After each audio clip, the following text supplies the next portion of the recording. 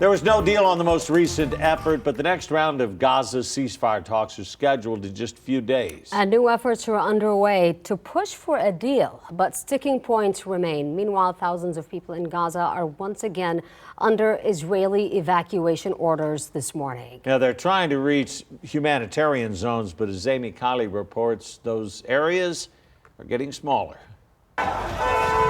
Gaza ceasefire talks are set to resume in Egypt this weekend. The U.S. is still trying to push for a deal. The White House says President Joe Biden called Israeli Prime Minister Benjamin Netanyahu yesterday. Women, children, men in Gaza are suffering without access to adequate food, medicine, and at risk of being wounded or dying in fighting that they didn't start and they cannot stop. This is what's left of a school in central Gaza after an Israeli airstrike yesterday. Israel says Hamas was using the facility but hasn't given evidence to show that.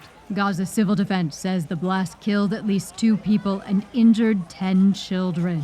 In southern Gaza, thousands are evacuating on Israeli orders, but analysis shows the safe zones they seek are shrinking.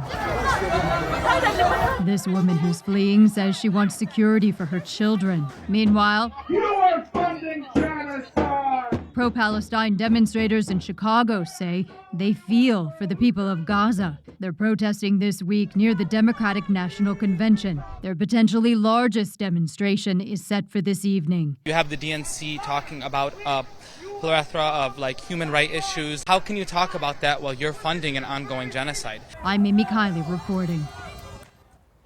Meantime, Iran doubling down on its threat to strike Israel in retaliation for an assassination on Iranian soil. The Pentagon says the USS Abraham Lincoln carrier strike group is in the region in case that does happen.